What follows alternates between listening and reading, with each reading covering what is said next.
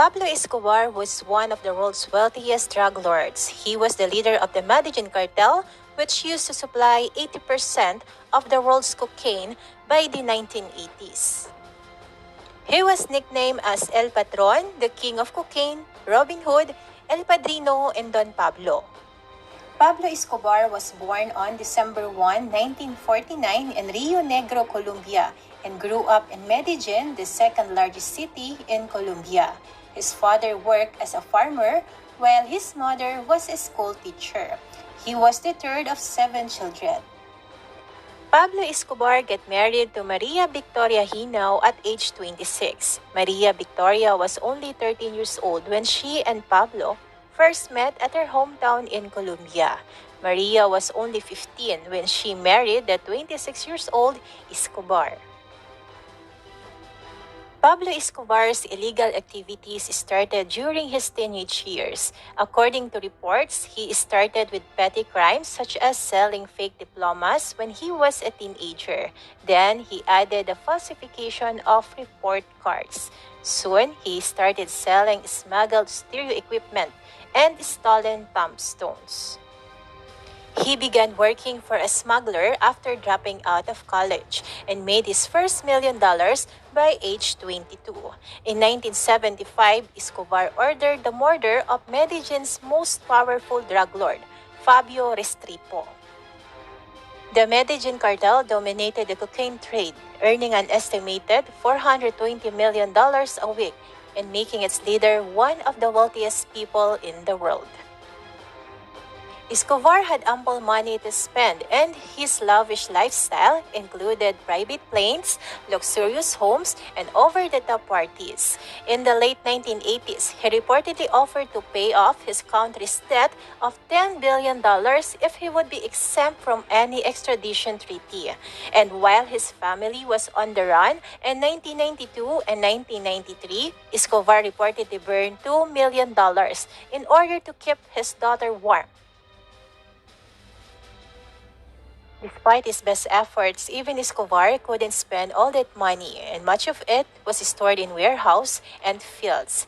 According to his brother, about 10% or $2.1 billion was written off annually, eaten by rats, or destroyed by the elements, and in some cases, it was simply lost. Escobar owned a number of luxurious homes, but his most notable property was the 7,000-acre estate known as Hacienda Naples, located between Bogota and Medellin, reportedly costing $63 million. It included a soccer field, dinosaur statues, artificial lakes, a bullfighting arena, a tennis court, and a zoo.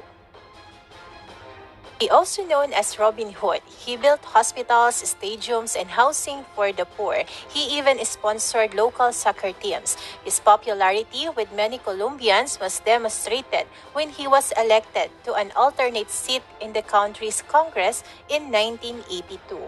2 years later, he was forced to resign after a campaign to expose his criminal activities.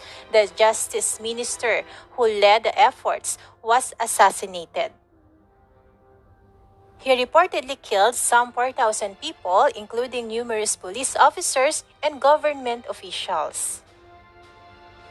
In 1991, Escobar offered to turn himself into authorities if he was allowed to build his own prison. Surprisingly, Colombian officials agreed. The result was the luxurious La Catedral. The facility included a nightclub, sauna, a waterfall, and a soccer field.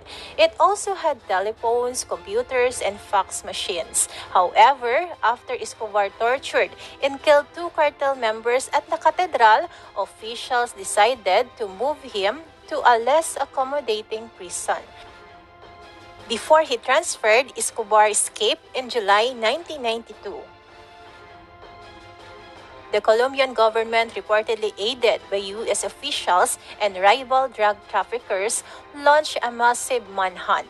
On December 2, 1993, Escobar celebrated his 44th birthday, allegedly enjoying cake, wine, and marijuana. The next day, his hideout in Medellin was discovered.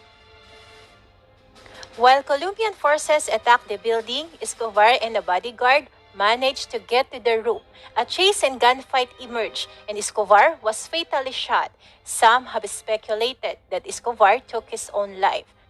It has never been recorded who made the final gunshot to Pablo Escobar's ear.